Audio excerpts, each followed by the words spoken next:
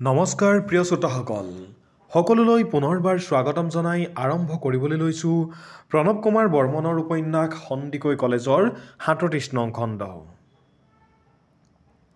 দুজন মানুহৰ পিছে পিছে ভয়ে ভয়ে আটাইকেইজনী আগবাঢ়িল।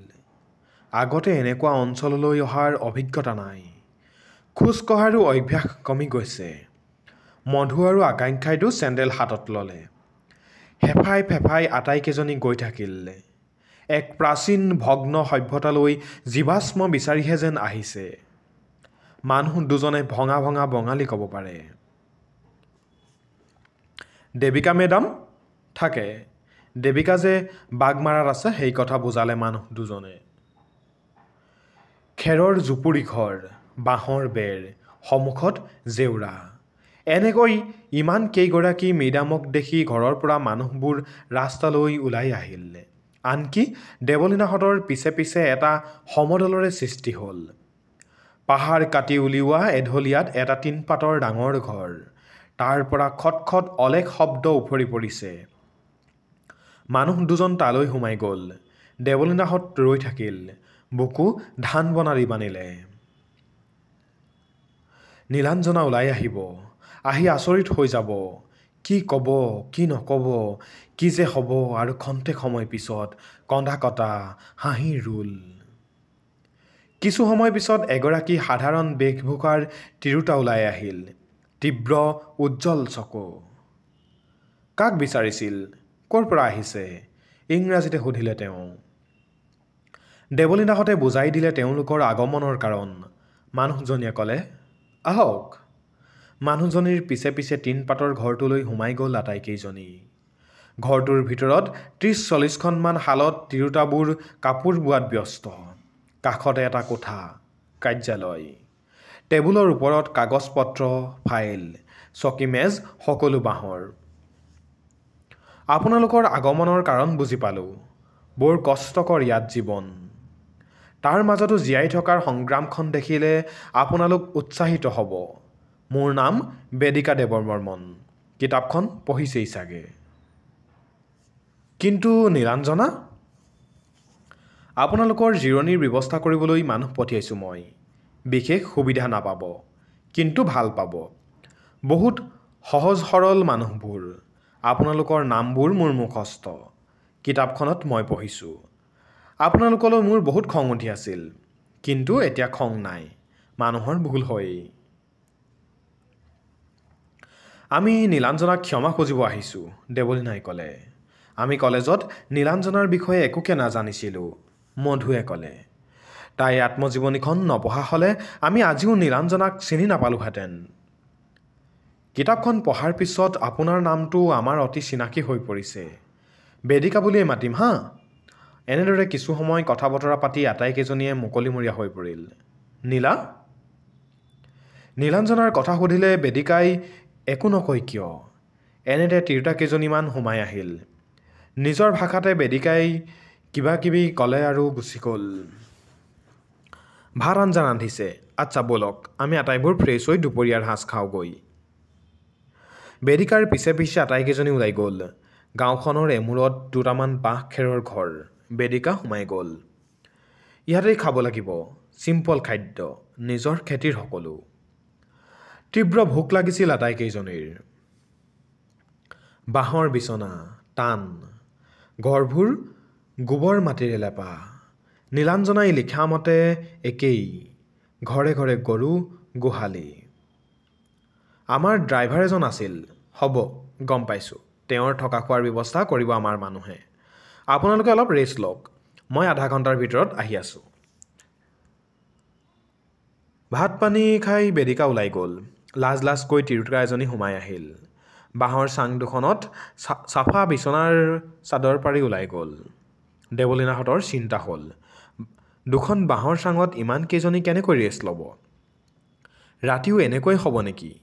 ভাগৰো লাগিছিল আটাইকেইজনীৰে। নীলাঞ্জনাই আমাক লগ নিদিবই নেকি? শুন, নীলাঞ্জনা তেনেকুৱা নহয়। তাইৰ মনটো বৰ বিশাল। তাই আমাক মাফ কৰিবই। বেদিকা উভতি আহিল আধা ঘণ্টামানৰ ভিতৰত। এতিয়া আপোনালোকক নীলাঞ্জনাৰ দেশ দেখুৱাবলৈ নিম। সাজু হওক।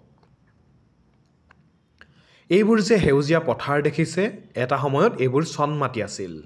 এতিয়া চব জুম খেতি। আমি কিছুমান আঁচনি লৈ আহিছিলোঁ ইয়ালৈ।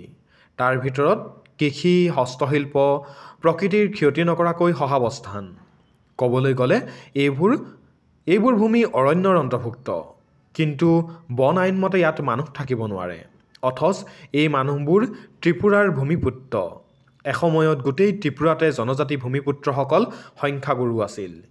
কিন্তু স্বৰাজোত্তৰ কালত বাংলাদেশৰ হিন্দুৰ ওপৰত যি নিৰ্যাতন আৰম্ভ হ'ল, হিন্দুসকল পলাই আহি ত্ৰিপুৰাত সোমাল। হিন্দু বঙালীসকল শিক্ষা, দীক্ষা, ব্যৱসায় সকলোতে আগবঢ়া আছিল। তাৰ বিপৰীতে ভূমিপুত্ৰসকল আছিল সহজ সৰল। ৰাজনৈতিক, অৰ্থনৈতিক ক্ষেত্ৰখনত অপৰিপক্ক আছিল তেওঁলোক। সেই দুৰ্বলতাৰ সুযোগ লৈ হিন্দু বঙালীসকলে সকলো ক্ষেত্ৰ দখল কৰি ল'লে। ক্ৰমে ক্ৰমে সংখ্যালঘুত পৰিণত হ'ল ভূমিপুত্ৰসকল। নিজৰ ভাষা, সংস্কৃতি বিলুপ্তিৰ দিশে গতি কৰিলে। এইটো বৰ ভয়ংকৰ কথা আছিল। তাতে আৰু ৰাজনৈতিক দলবোৰে নিজৰ স্বাৰ্থত ব্যৱহাৰ কৰিব খুজিছিল ত্ৰিপুৰাৰ জনজাতিসকলক। বিভাজনৰ ৰাজনীতি কৰিছিল তেওঁলোকক লৈ। সকলোতে পিছ পৰি গৈছিল তেওঁলোক। সেই সময়তে দশৰথ দেৱবৰ্মনৰ আবিৰ্ভাৱ হয় আৰু উপজাতিৰ উন্নয়নৰ বাবে তেওঁ মনোনিৱেশ কৰিছিল। উপজাতিসকল অশিক্ষিত আছিল, দৰিদ্ৰ আছিল, অন্ধবিশ্বাসী আছিল। শিক্ষা অবিহনে কোনো জাতিৰ উন্নয়ন আৰু মুক্তি সম্ভৱ নহয়। বিনা চিকিৎসাত মানুহ মৰিছিল। হয়, কমিউনিষ্ট চৰকাৰে বহুত কামেই কৰিছে। তথাপি উপজাতিৰ মনৰ ক্ষোভবোৰ শেষ কৰা সহজ নাছিল। বিশেষকৈ শিক্ষিত উপজাতি ডেকাবোৰ বিদ্ৰোহী হৈ উঠিছিল। নিজৰ মাতৃভূমিত সংখ্যালঘু হৈ অধিকাৰ হেৰুওৱাৰ বেদনাত তেওঁলোক বিদ্ৰোহী হৈ পৰিছিল। তাৰোপৰি ত্ৰিপুৰা আন্তঃৰাষ্ট্ৰীয় সীমাৱৰ্তী ৰাজ্য। নৰ্থ ইষ্টৰ অন্যান্য বিদ্ৰোহী সংগঠনসমূহৰ বিচৰণভূমি হৈ পৰিছিল। ইয়াৰ পৰা সাগৰ কিমান দূৰ জানেনে? মাত্ৰ ৮০ কিলোমিটাৰ, বেদিকাই কৈ গৈছে।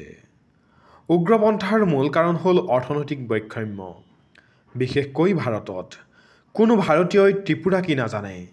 দিল্লীৰ পৰা বহু দূৰত বাবে ইয়াত মানুহ কেনেকৈ মৰিছে, ভাৰতৰ মহানায়কসকলে সেই খবৰ কোনোদিনে ৰখা নাই।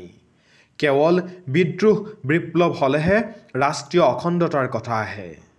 মোৰ বোধেৰে নৰ্থ ইষ্ট স্বাধীন হোৱা উচিত। অৱশ্য এনেকুৱা খণ্ডিত সংগ্ৰামেৰে নহয়। এইবোৰ আৱেগিক কথা, আমাৰ মনৰ ক্ষোভ। কিন্তু স্বাধীনতাই আমাক একো নিদিয়ে। ৰাজনৈতিক স্বাধীনতা এতিয়া আৰু গুৰুত্বপূৰ্ণ হৈ থকা বুলি মই নাভাবোঁ। আমি নিজৰ ভৰিৰ ওপৰত থিয় হ'ব লাগিব। জ্ঞান লাগিব আমাক। ইউপিতো খাব নোপোৱা মানুহ আছে, বিহাৰতো আছে। নিপীড়িত মানুহবোৰ এক ধৰণৰ শোষণ বঞ্চনাৰে বলি হয়। সেইবাবেই মোৰ কাৰ্ল মাৰ্ক্সক শুদ্ধ যেন লাগে। আজিও এচাম মানুহ ধনী হৈ গৈ আছে, অন্য এচাম বেছি দুখীয়া হৈ গৈ আছে। ত্ৰিপুৰাৰ উপজাতিৰ যুৱকসকলে অন্য বিদ্ৰোহী সংগঠনৰ সাহায্যত সহস্ত সংগ্ৰামৰ পাতনি মেলিলে। নিজৰ ভাষা, সংস্কৃতিৰ পুনৰুদ্ধাৰ আৰু নিজৰ গোষ্ঠীৰ মুক্তিৰ লক্ষ্যৰে। এইবোৰ অঞ্চল হৈ পৰিল উগ্ৰপন্থীৰ আশ্ৰয়স্থলী আৰু বিচৰণভূমি। বিচ্ছিন্নতাৰ চেতনাই প্ৰবলভাৱে উদ্বুদ্ধ কৰিলে মানুহবোৰক। মই ভাবিছিলোঁ বিচ্ছিন্নতাই শেষ কথা নহয়। স্বাধীনতাৰ বাবেও মানুহক যোগ্যতা লাগে। আৰু এটা কথা, এনেধৰণৰ খণ্ডিত স্বাধীনতা সংগ্ৰামবোৰ আজিকালি সাম্ৰাজ্যবাদী শক্তিৰ হাতৰ পুতলা হৈ পৰিছে। নীলাঞ্জনা আৰু মই সিদ্ধান্ত লৈছিলোঁ, মানুহৰ মনৰ পৰা বিচ্ছিন্নতাৰ চেতনা মচি নিজৰ প্ৰাপ্য আৰু অধিকাৰৰ বাবে মানুহক সজাগ কৰিব লাগিব। আৰু অৰ্থনৈতিক সংগ্ৰামৰ সূচনা কৰিব লাগিব। আমি বহুত সপোন লৈ দিল্লীৰ পৰা ত্ৰিপুৰালৈ গুচি আহিছিলোঁ, নীলাঞ্জনা আৰু মই।